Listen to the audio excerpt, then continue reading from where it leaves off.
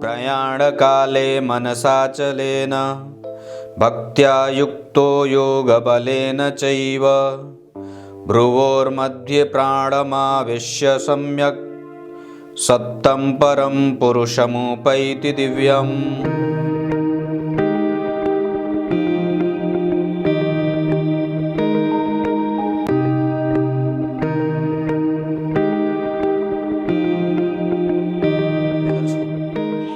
नमस्कार, एक बार फिर से उपस्थित हूं आप सबके सामने। विश्लेषण जन्म कुंडली का जो कार्यक्रम होता है, ये कई बार लोग पूछ रहे हैं कि आप आजकल सूत्र नहीं बता रहे हैं। पहले इसको भी समझने की आवश्यकता है। कुंडली को देखने का नजरिया कैसा है। ये कुंडली कोई ऐसा नहीं है कि सिर्फ किसी एक खास व्यक्ति की है, ये आपकी भी उतनी ही है जितनी मेरी है या किसी अन्य व्यक्ति की है।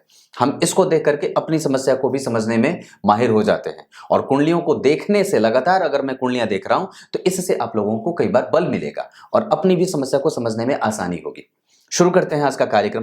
कहीं नहीं जाना है, बिल्कुल बन के रहिएगा।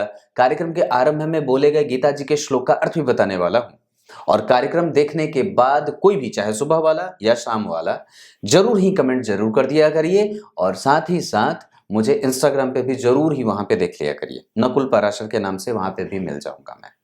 शुरू करते हैं आज का कार्यक्रम। आइए, अब आपको सबसे पहले मैं इनकी कुंडली से संबंधित सवाल जो लिखे हैं इन्होंने, वो लिख करके देखिए क्या लिखा है। उज्जैन के हैं ये, 1983 में इनका जन्म हुआ है। मैं सिलाई मशीन रिपेयरिंग का काम करता हूं, पर मशीन विक्रेता नहीं बन पा रहा हूं। 1983 के हैं, और 43वें वर्ष के बाद व्यक्ति को भाग्योदय मिलता है। अब 83 से हैं तो कितने साल के हो गए? 2022 ये चल रहा है, अब जोड़ लीजिए। 43वें वर्ष के बाद व्यक्ति का भाग्योदय या भाग्य को बहुत अच्छा बल मिलता है। आपकी कुंडली मकर लग्न की बनी है। सबसे पहले आपकी कुंडली में जब आप की कुंडली का पंचांग पढ़ता हूं, और साथ में सवाल, मेरे विचार हैं कि घर वाले पूरी जिंदगी बैठे बैठे खाएं तो भी ना खत्म हो, इतने धन की व्यवस्था उनके लिए कर दूं। अरे बाप रे बाप, ऐसा है क्या? ना, ये तुरंत विचार त्याग दीजिए। अकर्मण्य बनाना चाहते हैं अपने बच्चों को? जीरो से शुरू करेंगे तो अनंत तक की यात्रा करेंगे, अनंत से शुरू करेंगे तो कहां जाएंगे? श्रीमान, जीरो पे जाएंगे ना, है कि नहीं बात? ना, ये बिल्कुल ही गलत बात है, बिल्कुल ही। ये सबसे पहले तो इसको बंद करिए। और ये गलत सवाल है, गलत सवाल ही नहीं, गलत धारणा भी है। ये तो नेताओं वाली बात हो जाती है। ये तो वो करते हैं जो परम भौतिकवादी होते हैं ना। ऐसा सोचना भी मत। बल्कि मैं तो ये कहता हूं कि जाते जाते अपने समस्त धन को अगर इच्छा बन पड़े तो जला करके, खत्म करके, भ्रष्ट करके, नष्ट करके जाओ, बचा के ना जाना। वो उसके दुख का कारण बन जाएगा। जैसे आपने आगे लिखा है कि मेरे पिताजी की संपत्ति में जो हिस्सा था उनके बड़े भाई ने हड़प लिया और कब्जा खाली करवाने के लिए उल्टा झूठा केस मेरे पिताजी पर कर दिया था। उस केस के टेंशन में पिताजी को कैंसर जनवरी 2020 में हो गया था, और इस साल जुलाई 2021 में वो ब्रह्मधाम को प्राप्त हो गए। मैं आपको अभी भी बात कहता हूं, कुंडली में ग्रह तो चलिए जो भी बैठे हैं वो बाद में बताऊंगा, पर मेरी अपनी धर्म के बाद और पुराण के अध्ययन के बाद आपको एक छोटी सी राय देता हूं। सबसे पहले अपने दिमाग से ये बटोरने वाली जो ख्याति है या बटोरने वाली जो मनोवृत्ति है उसको बदल डालिए ना। ये बिल्कुल भी नहीं, नहीं, ये गलत है ना। इसको सबसे पहले हटाइए। उनकी बीमारी में सब धनराशि समाप्त हो चुकी है। अब धंधे में लगाने के लिए भी धन नहीं है, और लगाऊंगा नहीं तो धंधा बढ़ेगा कैसे? उसका समाधान भी हो जाएगा। अब पिताजी तो नहीं रहे, पर तो क्या उनकी हड़पी गई संपत्ति मुझे मिलेगी? पंडित जी, मेरी 2 बच्चियां हैं, पुत्र के योग हैं, तो कब और उपाय जरूर बताइएगा। कोई योग, कोई दुर्योग, कौन से ग्रह मेरे लिए कैसे हैं, या ये बताता हूँ। पर सबसे पहले मैंने जो बात बताई है उसका ख्याल रखिएगा। क्या बताया? इतना बटोर के जाऊं? अरे भाई साहब, नहीं, गलत बात, गलत बात, बहुत गलत बात। इसका मतलब है कि परमात्मा को आप उसका काम करने ही नहीं दे रहे हैं, और खुद सोचते हैं कि मैं अपने बच्चे के लिए सोचने वाला बन जाऊं। आज सुबह ही मेरी बात किसी से हो रही थी, वो भी ऐसा ही कुछ धारणा बना रखे थे कि अपने बच्चे के लिए इतना दे के जाऊं कि ये बैठ करके खाए। तो मैंने कहा कि एक तो सबसे पहले उसकी बुद्धि हरी होगी, खराब होगी, और उसके बाद जो है वो उसकी बुद्धि खराब होगी, और उसके बाद वो अकर्मण्य बन जाएगा। ये खराब, ये अच्छी बात नहीं होती है। सबसे पहले इस धारणा को बदलना होगा, और अपने व्यय को कंट्रोल करिए। जो भौतिकीय लक्षणों पे ज्यादा होती है, राहु और शुक्र, गुरु की दृष्टि यहाँ पराक्रमी आपको बना देते हैं। चंद्रमा धन भाव में व्यक्ति स्वयं के बल पे इकट्ठा करेगा। शुक्र मंगल के साथ व्यक्ति भौतिकवादी, परम धन को संचित, ये संचित करने की परंपरा यहाँ से विकसित हो रही है। ये देखिए मंगल है ना यहाँ बैठे हुए, इस वजह से आप चल अचल संपत्ति का ये भाव है। यहाँ पे शुक्र स्थिर दिग्बली और मंगल स्वग्रही, पर ये हैं दोनों कौन दरअसल, तो ये हैं दशम स्थान के अधिपति। जहां उच्च का शनि लग्नेश लक्ष्मी योग बना रहे हैं, लग्न के अधिपति दशम में, लक्ष्मी संपन्न व्यक्ति खुद के बल पर काम करना चाहता है और खुद के बल पे इकट्ठा करना चाहता है। और साथ ही साथ अगर आप गौर से देखें तो मंगल भी यहाँ पे स्वग्रही होकर के बैठे हैं, ये समस्या का घर है, ये नहीं बनने दे रहे हैं। ये दरअसल आपको दिख रहे हैं यहाँ पे कि बहुत अच्छे बैठे हैं, पर वो बैठे अच्छे नहीं है, वो खराब बैठे हैं। क्यों? क्योंकि मकर लग्न की कुंडली के लिए जो मंगल होते हैं वो पापी होते हैं, वो 11वें भाव के अधिपति होकर के चतुर्थ में बैठे हैं। ये धन इकट्ठा करवाने का नेचर देते हैं, व्यक्ति को परम भौतिकवादी बनाते हैं, क्योंकि शुक्र दिग्बली होकर के बैठा है। मकर लग्न की कुंडली के लिए शुक्र जो होते हैं वो सबसे अच्छे ग्रह होते हैं, सबसे अच्छे, मतलब वो बहुत बढ़िया, अगर वो बढ़िया है तो। और अगर उस पर किसी शुभ ग्रह की दृष्टि पड़ जाए तब तो और भी अच्छी बात है। जैसे कि उच्च के शनि देख रहे हैं तो ये भी इस कुंडली में शुभदायी ही होंगे। और इस पे जरा गौर करिए तो इसके ठीक पीछे 3 घर चंद्रमा बैठे हैं, जो कृष्ण पक्ष के 10वीं तिथि के नैसर्गिक रूप से शुभ ग्रह होने के बाद पापक बन रहे हैं। मतलब इस कुंडली के लिए चंद्रमा पापक ग्रह के रूप में दिखाएंगे, दर्शन अपना कराएंगे, जो होते हैं सप्तम के अधिपति द्वितीय भाव में। अब एक बात बड़ी अद्भुत बताता हूं, जन्म कुंडली के किसी भी व्यक्ति की कुंडली में सप्तम भाव के अधिपति अगर द्वितीय भाव में बैठ जाए या द्वितीय भाव के अधिपति सप्तम भाव में बैठ जाए तो व्यक्ति कई बार अपना काम करते देखा जाता है। पर कोई आवश्यक नहीं है कि यह सूत्र प्रत्येक कुंडली पे लागू हो, पर यह अधिकतम बार ऐसा होता है। ये दूसरे भाव के अधिपति का 7वें में जाना कई बार स्वास्थ्य के लिए और सेहत के लिए अच्छा नहीं माना जाता। यहां मंगल बैठे थे, जो पिता का मूलतया भाव होता है या सूर्य उसका अधिपति, उसकी राशि जन्म कुंडली के अष्टम में बनी और वो जा रहे हैं कहां, जन्म कुंडली में बैठे हैं, सूर्य बैठे हैं जन्म कुंडली में। ये तो सूर्य को दिखाया ही नहीं है, निखिल जी भूल गए लगता है। सूर्य इनकी कुंडली में यहां नहीं, ये शुक्र नहीं है, ये सूर्य है। शुक्र जन्म कुंडली में यहां बैठे, ये सूर्य है, यानी कि उच्च के सूर्य और स्वग्रही मंगल। अब जरा विचार करिए तो यहां मंगल जो बैठे हैं ये आपकी कुंडली में समस्या दे रहे हैं, लेकिन सूर्य और मंगल दोनों का एक साथ जब बैठना होगा तो कई बार वहां पे बहुत ज्यादा ऊर्जा हो जाती है, व्यक्ति बहुत ज्यादा प्रोफेशनल हो जाता है। अभी पिछले जो शुक्रवार को मैंने कुंडली बताई थी उसमें भी यही बात कही थी, वहां पे सूर्य और मंगल का प्रभाव बहुत ज्यादा था। और इन्होंने सवाल पूछा है क्या कि मेरी पैतृक संपत्ति का क्या होगा जो मैंने केस कर रखे हैं, या उन्होंने, या फिर कोर्ट केस वाली बात। चतुर्थ स्थान के अधिपति चतुर्थ स्थान में, द्वितीय स्थान के अधिपति उच्च के लग्नेश होने के साथ साथ, और नवम भाव के अधिपति बुध जन्म कुंडली में पंचम में शुभ ग्रह की राशि में, और उस पे गुरु की दृष्टि 100% आपको मिल जाएगा, क्योंकि न्यायालय भाव के अधिपति पे गुरु की दृष्टि है और साथ ही साथ शनि उच्चस्थ होकर के बैठे हैं द्वितीय भाव के अधिपति। पक्का आपके ही पक्ष में निर्णय आएगा, आप उसमें कभी भी कमजोरी अपने आप को मत रखिएगा। यहां पे मंगल दिग्बली हो रहे हैं, यहां मंगल स्वग्रही, इस कुंडली में मंगल मशीनों का काम और काम करने वाला बना देते हैं। अब एक बात बताता हूं, थोड़ा ध्यान से समझिएगा। दशमांश कुंडली में व्यक्ति नैतिकीय तत्वों का पालन करने वाला है, धर्म के मार्ग पर ही अपना सारा काम करना चाहता है, किसी को ठगना नहीं चाहता। और सबसे अच्छी बात है कि वृश्चिक लग्न की कुंडली के लिए पंचम भाव के अधिपति होकर के सूर्य गुरु के साथ बैठे हैं, और ये गुरु और सूर्य परम मित्र दशमांश कुंडली को बलवान बना रहे हैं। जहां पे शुक्र भाग्य भाव के अधिपति चंद्रमा जन्म कुंडली में लाभ भाव में कन्या राशि का निर्माण कर रहे हैं, जहां के अधिपति बुध मंगल उच्चस्थ मंगल के साथ बैठे हैं। अब गौर करिए तो व्यक्ति जो भी काम करना चाहता है, प्राप्त करना चाहता है, उसमें भाग्य का बल है, क्योंकि भाग्येश लाभ में बैठे, लाभ भाव के अधिपति अपने भाव से पंचमस्थ उच्च के मंगल के साथ बैठे हैं, जो कौन है आपकी कुंडली के प्रतियोगिता भाव के अधिपति, जो लग्नेश भी होते हैं। उच्च के लग्न के अधिपति के साथ लाभेश का बैठना व्यक्ति, अब ये बात तो और भी है, हालांकि मैंने वो बात शुरू में मना तो करी थी कि ऐसा मत सोचिएगा, पर ये विचार जो बनते हैं वो यहीं से बनते हैं। व्यक्ति पराक्रमी जो है, गौर करिए मंगल स्वग्रही है और वहां से वो इस भाव को खराब दृष्टि से देख रहा, बहुत अच्छा दृष्टि नहीं है वो जो अच्छेपन की स्थिति में नहीं है, तुला राशि से उसका कोई बेहतर अच्छा संबंध नहीं बनता है, पर चौथी दृष्टि नीच की बनी है और द्वितीय भाव में चंद्रमा अकेले। अब जरा गौर करिएगा, ध्यान से समझिए, मेरी तरफ देखिए, इधर बैठे कहीं मत जाइए। जन्म कुंडली में मंगल की दृष्टि यहां पड़ी तो पत्नी से संबंध कई बार 2-4 स्थितियों में होता है, मतलब कमजोरी, कई बार वो उसका संपूर्ण सहयोग प्राप्त ना करे। माता का लाभ बहुत है, माता का श्रेष्ठ लाभ प्राप्त करता है, माता की आयु भी लंबी हो, माता का सुख भी अच्छा हो। पिता का सुख थोड़ा देर से मिलता है या कम मिलता है, ऐसा इसलिए क्योंकि मंगल की दृष्टि यहां पे पड़ रही है। तो ग्रह उच्च का बैठा, तो जब तक पिताजी थे तब तक उन्होंने आपको भरी पूरी तरीके से भरा है। आप ही की तरह वो भी सोच रखने वाले थे कि मैं भी जाऊं तो रख के जाऊं, भर पे जाऊं, पर वो गलती आप ना करिएगा। ऐसा मैं इसलिए कह रहा हूं क्योंकि आपकी कुंडली में अकेले बैठे हैं गुरु, और यहाँ के अधिपति जो है वो सूर्य जैसे ग्रह के साथ बैठे हैं, जो मकर लग्न की कुंडली के लिए अष्टमेश होता है। तो जरा विचार करिए कि अगर इस तरीके की कोई भी मनोवृत्ति आपके, मैं एक बात तो सबसे पहले बता दूं, मैं अपने नेचर की बात करता हूं, और ये बात आपके ऊपर निर्भर करती है कि ज्योतिषी किस विचारधारा से है। विचारधारा मतलब आपकी कुंडली जब देखने वाला देख रहा है तो वो कैसा है। जैसे मैं बहुत भौतिकवादी नहीं हूं, ये मैं पक्के तौर पे कह सकता हूं, गारंटी से। मेरे घर में अन्य लोग हो सकते हैं पर मैं नहीं हूं।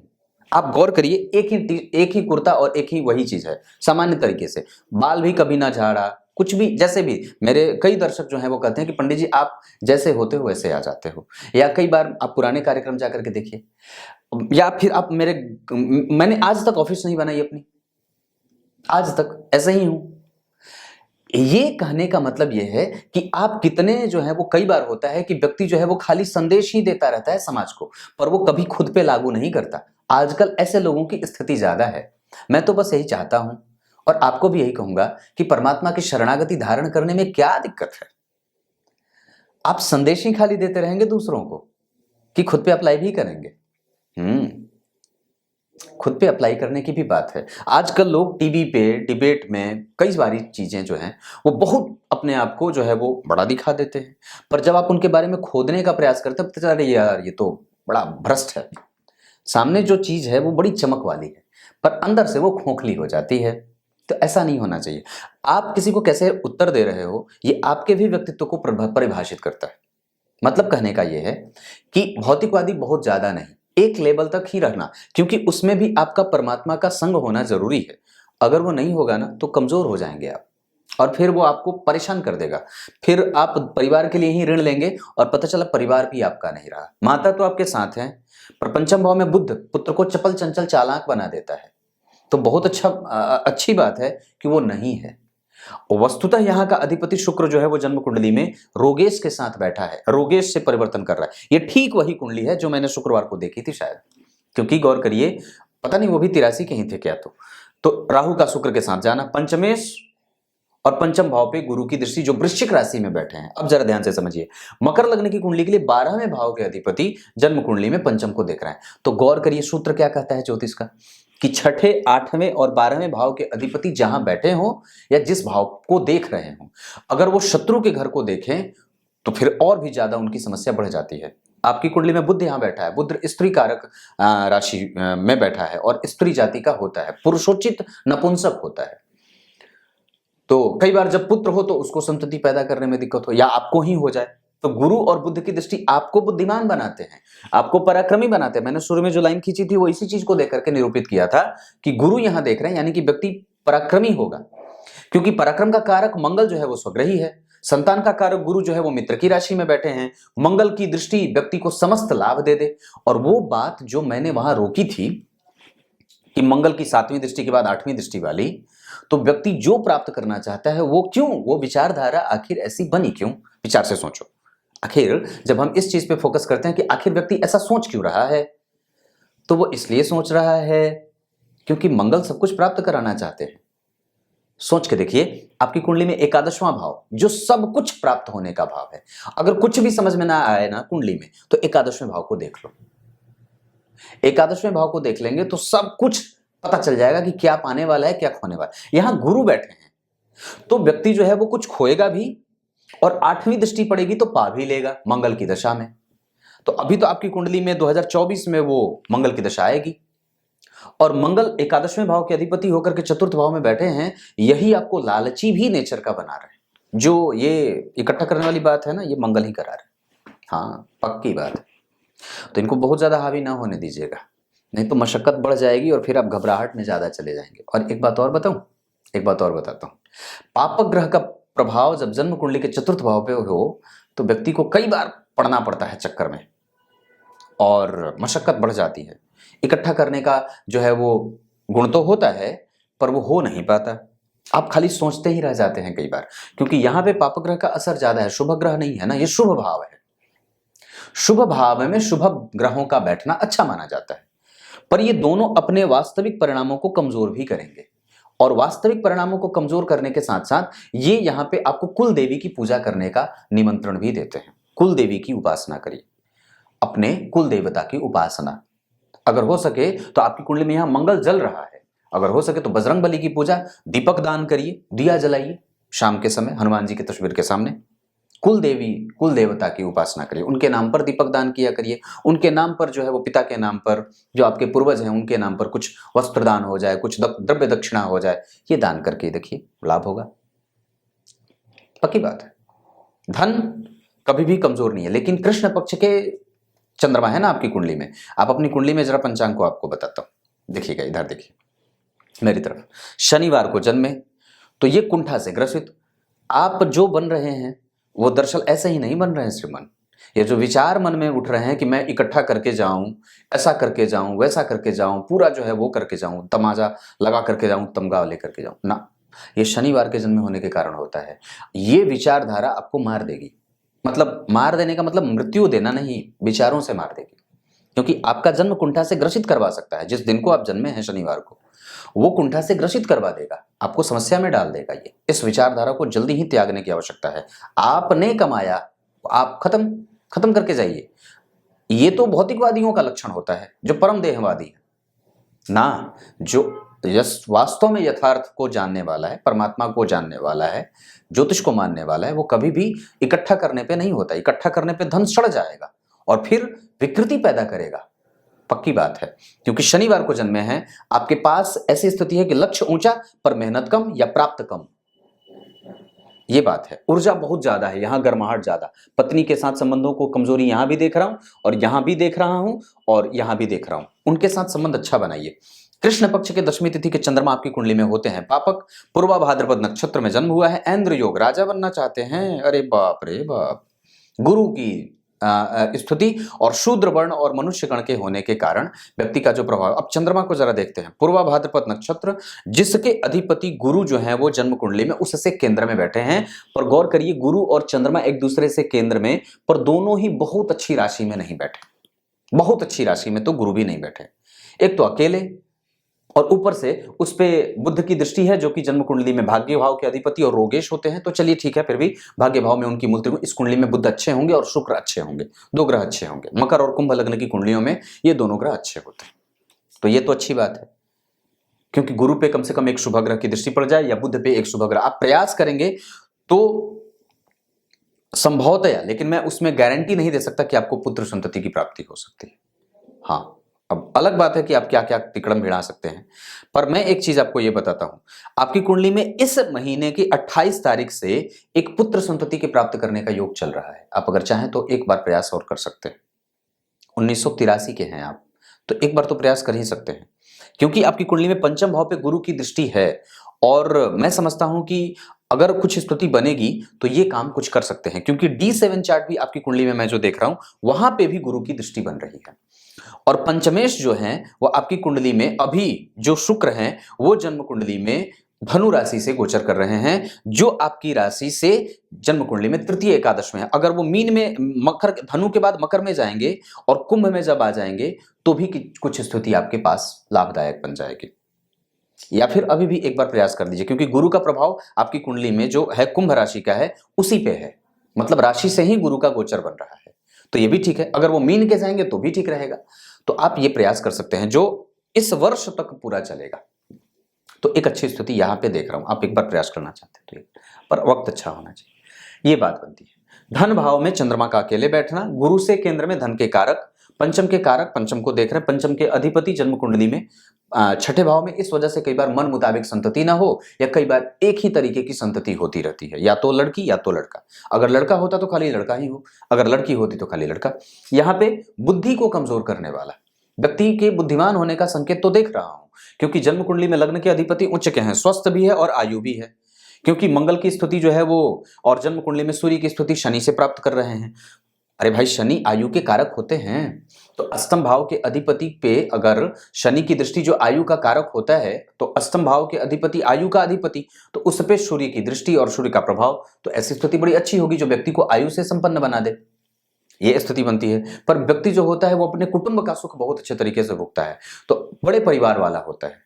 लेकिन ये कोर्ट केस वाला मामला यहां पे अटका हुआ है, जो आपकी कुंडली में आपके यश, उन लोगों को आपसे डर ही नहीं है।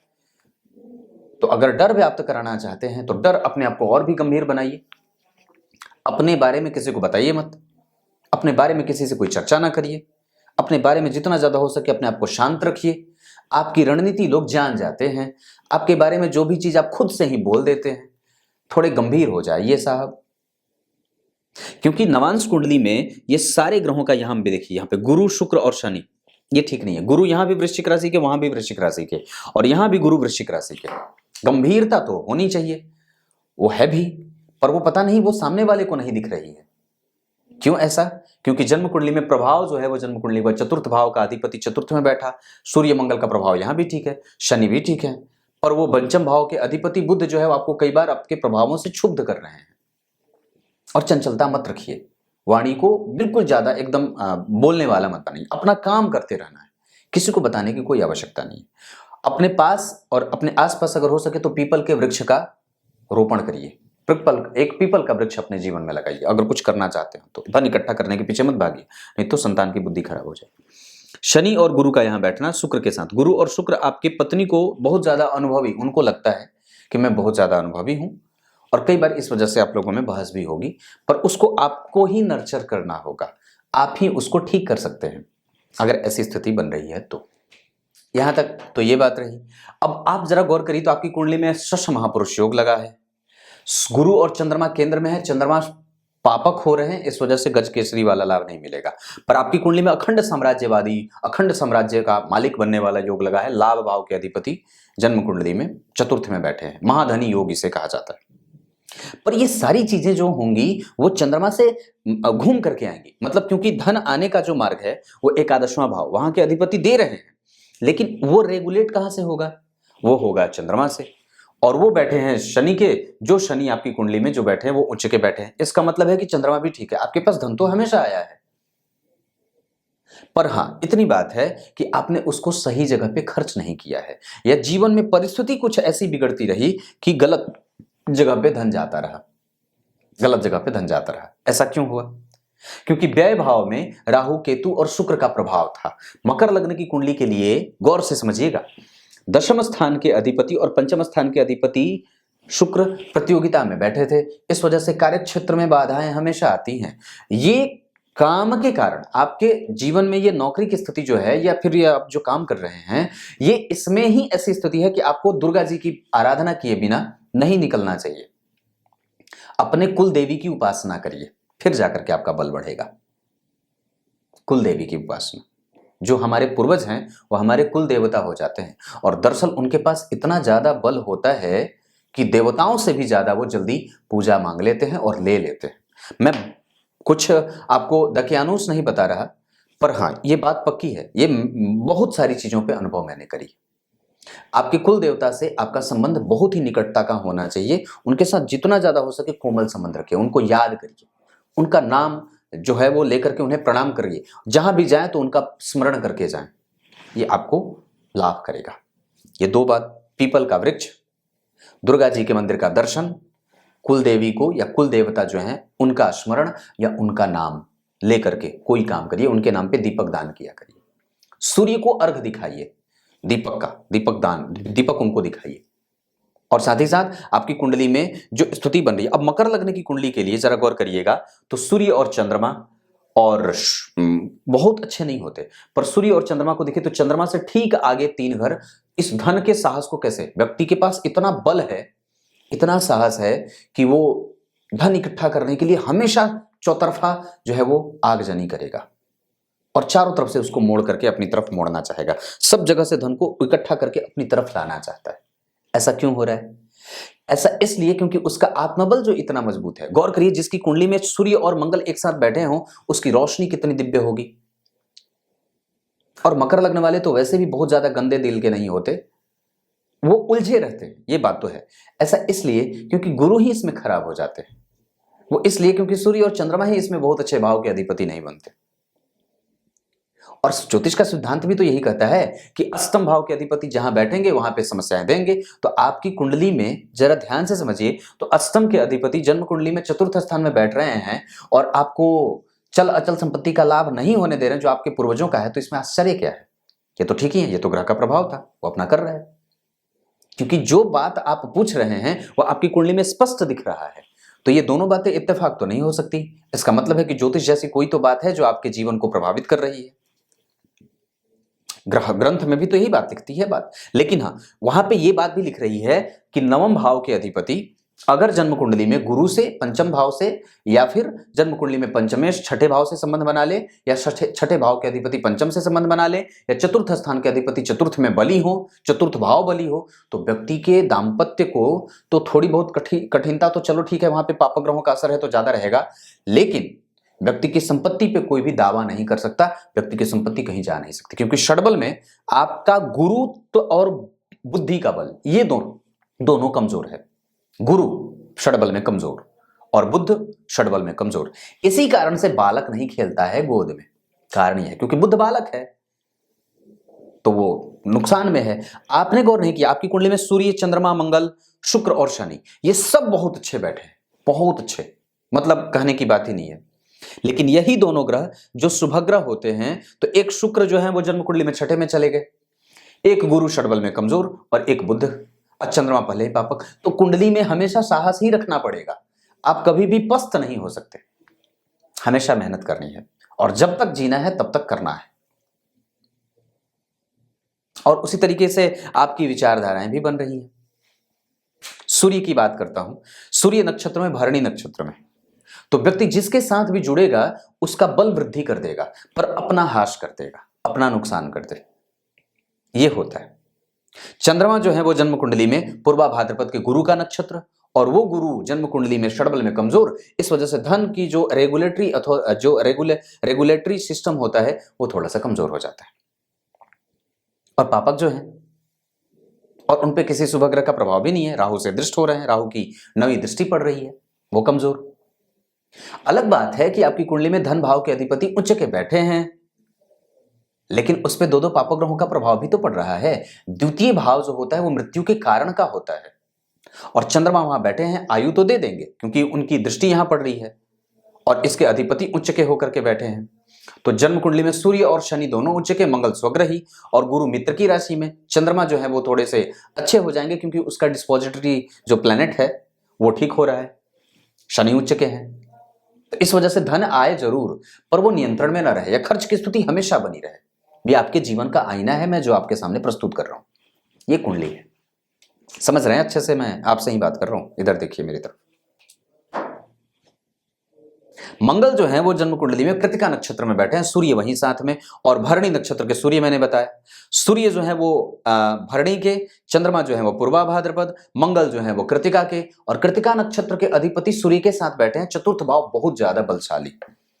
तो मैं तो यही कहूंगा कि आपको बल लगा करके रखना चाहिए और अपना आत्मबल कमजोर मत होने दीजिए। इसको अगर कमजोर कर देंगे तो समस्याएं बढ़ जाएंगी, और दुश्मन के सामने अपने आप को कभी भी कमजोर मत समझिएगा। वहां राहु बैठा है, इसके अधिपति पंचम भाव में, अगर ये थोड़े से भी खिसक करके यहाँ आएंगे ना तो बढ़िया हो जाए, पर वो बुध 0 डिग्री के हैं, इस वजह से कमजोर है। गुरु जो है वो 14 डिग्री के हैं जन्म कुंडली में, अनुराधा नक्षत्र में, जिसका अधिपति गुरु के पास नक्षत्र का बल है, लेकिन आपकी कुंडली में अभी बुध की ही दशा चल रही है, जो पंचम भाव में बिल्कुल ही कमजोर, बहुत ज्यादा खराब हो जाता है, ठीक नहीं होता। पंचम में गुरु अकेले ठीक नहीं होते, पंचम में बुध अकेले ठीक नहीं होते। बुध एकमात्र ऐसा ग्रह जो कभी भी लग्न को छोड़ करके अकेले कहीं पे भी अच्छा परिणाम नहीं देता। आपको भले ही, अलग बात है कि व्यूज पाने के लिए लोग कुछ भी कह देते होंगे आपको संतुष्ट करने के लिए, पर एक गारंटी देता, कमजोर हो ही जाता है, वो संग खोजता है। अलग बात है उसको मिल रहा है, तो बुद्धिमान है आप, चाहते हैं कि मैं कुछ अलग करके जाऊं, इकट्ठा करके जाऊं, गुरुद्वारा बनवा दूं, मंदिर बनवा दूं, धर्म कर दूं, ये कर दूं, वो कर दूं, इकट्ठा कर लूं ताकि बैठ करके लोग खाएं। ये मनोवृत्ति यही देने वाले मंगल और बुध। बुध यहां पे आपको संतति से कमजोर बना रहा है, क्लियर है। बुध कृतिका नक्षत्र के, मंगल कृतिका नक्षत्र के, और ऐसी स्थिति में कि लग्न जो है वो उत्तराषाढ़ा का बना है और सूर्य जो है वो उच्च के हैं। और जरा गौर करिएगा तो उत्तराषाढ़ा के सूर्य और जन्म कुंडली में उच्च के हो गए, और जन्म कुंडली में उच्च के ही शनि के द्वारा अब पिता का संग व्यक्ति को कमजोर रहे और कई बार पिता से मतभेद भी बन जाए, पिता का लाभ कमजोर हो जाए, पिता का स्वास्थ्य कमजोर रहे, लंबी बीमारी से जूझ जाए, क्योंकि अष्टमेश होकर के चतुर्थ में बैठे थे। तो आपको भी अपने स्वास्थ्य का जरूर ख्याल रखना होगा, नहीं तो कई बार वो मिलता चला जाता है, वो मतलब वो संगति लग जाती है उसको, उस बीमारी को फैलने का खतरा बढ़ जाता है। और हृदय क्षेत्र का ख्याल जरूर रखना चाहिए। हाँ, बुध के बाद गुरु की बात करी मैंने, शुक्र की बात करी, मृगशीरा के जिसके अधिपति मंगल। अब एक बात और बताता हूं, अगर आप जो गौर करिए तो शुक्र जो होते हैं वो बनते हैं इस कुंडली के लिए पंचम और दशम के अधिपति, छठे में बैठे हैं, इस वजह से कमजोर। सर्वाधिक योग कारक ग्रह ही जब जन्म कुंडली में राहु के साथ बैठा है तो बहुत अच्छी बात है, लेकिन राहु शनि ये प्रभाव अच्छा है क्योंकि राहु की दृष्टि अच्छी पड़ेगी, तुला राशि पे राहु की दृष्टि अच्छी होती है, पर इसके अधिपति छठे में जा रहे हैं, इस वजह से व्यक्ति जो होता है अपने पैतृक संपत्ति को आगे बढ़ाने वाला, पिता और पिता के रोजगार को प्राप्त करने वाला और पिता के साथ संबंधों को विकसित करने की आकांक्षा रखने वाला, माता की सेवा में कोई भी कमी ना करने वाला। माता भी थोड़ी अनुशासित ज्यादा है क्योंकि मंगल है और सूर्य है, पराक्रमी है और हठी भी है, जिद्दी भी है, थोड़ी गर्म भी है, क्योंकि सूर्य और मंगल का प्रभाव है। वहां पे थोड़ा सा माता से बैर विरोध भी होगा, पत्नी से भी होगा, दरअसल विरोध आपका लगभग लोगों से है, ऐसा है। लेकिन आपका व्यक्तित्व जो है वो ठीक है, आप निश्चल हैं, गंदे नहीं हैं, गलत नहीं है, क्योंकि सूर्य बढ़िया और गुरु थोड़े कमजोर हैं, इस वजह से व्यक्ति में भौतिकता थोड़ी ज्यादा हो जाती है, महत्वाकांक्षा बढ़ जाती है। सूर्य महत्वाकांक्षा के कारक होते हैं ना, वो दे ही देते हैं, दरअसल इसमें आपकी गलती भी नहीं है। पर सूर्य को अर्घ, राधे कृष्ण नाम का जप करिए, नाम स्मरण कभी कभी अगर हो जाए तो मैं तो इतनी बात कहता हूं, इतने ज्योतिषियों के चक्कर में आप लोग पड़ जाते हैं, अब तो कम से कम भटकना बंद कर दो। और दूसरी बात, अगर हो सके तो 10 मिनट प्रत्येक परिवार के प्रत्येक सदस्य के लोगों को तो एक साथ बैठना ही चाहिए, शंकराचार्य का मत है, प्रत्येक परिवार के प्रत्येक सदस्य को एक साथ बैठना ही चाहिए। और दूसरी बात, अगर हो सके तो नाम जप बढ़ाइए, अपने परिवार में लोगों से कहिए नाम जप किया करें, और ना हो सके तो 10 मिनट ताली बजा करके स्मरण कर दो, इससे बढ़िया तो कुछ हो ही नहीं सकता है। बेकार में आप लोग ज्योतिषी के चक्कर में पड़ जाते हैं, सच्ची बोल रहा हूं, मैं हूं तो क्या, कहीं जाने की आवश्यकता नहीं है। हाँ, पर कुंडली दिखाने से ये रास्ता मिल जाता है कि ये करना, ये ताली बजाने वाली बात मैंने आपको कही है। दूसरे नंबर पे पीपल के वृक्ष का जो है वो रोपण करने को कहा है। ये इतनी सारी चीजें समझ में आ रही हैं बातें। दशाओं के क्रम में अगर बात करता हूं तो आपकी कुंडली में सूर्य चंद्रमा 25-25% का परिणाम करेंगे, मंगल कमजोर। अब जरा ध्यान से समझिए, ये क्यों मैंने कहा था कि ये मंगल यहां पे खराब है, क्योंकि ये कमजोर है। तो गुरु पहले ही षडबल में कमजोर, बुध पहले ही षडबल में कमजोर, सूर्य पहले ही वृद्ध अवस्था के तो 25%, चंद्रमा पहले ही वृद्ध अवस्था के तो 25%, 4 ग्रह तो ऐसे ही खत्म हो गए। चंद्रमा कमजोर, गुरु कमजोर, बुध कमजोर, मंगल कमजोर, अब आगे बढ़े सूर्य भी कमजोर हो गए। तो ये जो मशक्कत लगी है वो क्यों लगी है, यही कारण है, ये बात है। तो मंगल और बुध मृतप्राय तो कमजोर हो गए, मतलब उनका, हाँ हालांकि कई बार ऐसा भी होता है कि ग्रह जो होते हैं वो मृतप्राय होने के बाद भी उनके परिणति की स्थिति इतनी मजबूत होती है कि वो आपको देते रहते हैं, मतलब इतना कमजोर नहीं होता कि वो बिल्कुल ही हाथ साफ कर देंगे, ऐसा नहीं है, वो देंगे जरूर। उनकी मृत अवस्था में होने का प्रभाव भी आपको, आपके लिए बहुत ज्यादा होगा, क्योंकि वो नेचर जो आपके अंदर आया है पालने की, दो इकट्ठा करने की, ये उसी का परिणाम है। तो अगर ग्रह मृतप्राय है तो इसका मतलब ये नहीं है, या अस्त हो गया तो ऐसा नहीं है कि वो उसका फॉर्मेट बंद हो गया या फिर वो काम करना बंद कर देगा, ना ना ना, वो देगा। जिन जिन चीजों का कारक है वो तो वो देता रहेगा, साहस दे, इकट्ठा करने का बल दे, पराक्रमी बनाए, महत्वाकांक्षा दे, मजबूती दे, ऊर्जावान बनाए, शौर्य और पराक्रम का विधाता बना दे, ये सब आपके पास है। तो यही क्या मिल रहा है, कम है। पर गौर करिए कि वो मृतप्राय है तो आपको प्राप्त होने में दिक्कत करा रहा है, ये ज्योतिषी बताता है। इस चीज को गहराई से जब समझेंगे तो यही समझने के लिए ज्योतिषी के पास आया जाता, और बाकी चीजें नहीं है, बाकी तो बहुत सारे लोग हैं। तो ये स्थिति है। शुक्र जन्म कुंडली में जिस डिग्री पे बैठे हैं उस अवस्था में वो बाल अवस्था के हो जाएंगे, 2 डिग्री के 4 डिग्री के हैं बाल अवस्था के। शनि जो है वो जन्म कुंडली में 6 डिग्री के कुमार अवस्था के। तो ये दोनों ग्रह जो हैं वो थोड़े से कमजोर हैं। पर आपकी कुंडली में गुरु जो हैं वो 14 डिग्री के हैं वो ठीक हैं, इसका मतलब कि उनका काम अच्छा रहेगा। यानी कि व्यक्ति जो है वो थोड़ा सा धार्मिक है, मुझे इतना सुनाना नहीं चाहिए, ये बात सुनाना उतना नहीं चाहिए, ठीक है। मतलब व्यक्ति को जो है वो उसको एहसास है कि परमात्मा जैसी कोई बात होती है, ज्ञान जैसा और दर्शन जैसा कोई बात है, कर्म योग, ज्ञान योग, भक्ति योग की बात वो करता है, और कम से कम उसके पास इस चीज का एहसास भी है। D7 चार्ट में गुरु की स्थिति है, आपकी कुंडली के पंचम भाव को देख रही है और पंचम भाव के वो अधिपति भी हो जाते हैं। D7 चार्ट सिंह राशि का बना है, 5 नंबर का लग्न बना है, वहां गुरु बैठे हैं लग्न में, और मैं समझता हूं कि थोड़े से मशक्कत तो वहां पे मुझे अभी भी दिख रही है, पर एक बार आप प्रयास अगर करना चाहते तो अपने हिसाब से ये कर सकते हैं, क्योंकि योग चल रहा है। अगर ऐसा नहीं होता तो मैं नहीं कहता, लेकिन योग है, आप एक बार प्रयास करिए, इस वर्ष तक ही है, आगे नहीं है। मंगल ठीक है आपका, अल्टीमेटली वो परिणाम अच्छे देंगे। शनि भी ठीक है, आयु रहेगी। धर्म का पथ है, आप भगवान नारायण की उपासना कर सकते हैं। आत्मबल बिना कमजोर किए और व्यय पे नियंत्रण करिए, जितना ज्यादा हो सके एस्टिमेटेड वे में खर्च करिए। साहस है उसको बना करके रखिए, ये सब चीजें बनती है। अब क्या बताऊं, आपकी कुंडली के हिसाब से बुध, चंद्रमा, सूर्य, मंगल और गुरु, इनकी दशाएं आपकी कुंडली में थोड़ी ठंडी जाएंगी, शीतल, पर बाकी राहु, केतु, शुक्र और शनि ये गर्मी और साहस, पराक्रम, बल और बलवान देने वाली, ये ऐसी स्थितियां जाती हैं। कुछ इसी तरीके से आज के कार्यक्रम का समापन करते हैं। कैसा लगा जरूर बताइएगा। तब तक के लिए बहुत बहुत नमस्कार। गीता जी के 8वें अध्याय के 10वें श्लोक में भगवान ने बात कही है। क्या कही है? जो अचल मन को रखते हुए और स्थिर मन को प्राप्त करके मृत्यु के समय पे अगर मुझे याद करता रहे तो निसंदेह वो मेरे धाम को प्राप्त कर जाता है। पर ये अवस्था जीवन में हमेशा ही होनी चाहिए और कभी भी कम नहीं होना चाहिए। एक बात हमेशा याद रहे, आपके जीवन का लक्ष्य ही यही होता है कि आप परमात्मा से कितने हुए जुड़े हो।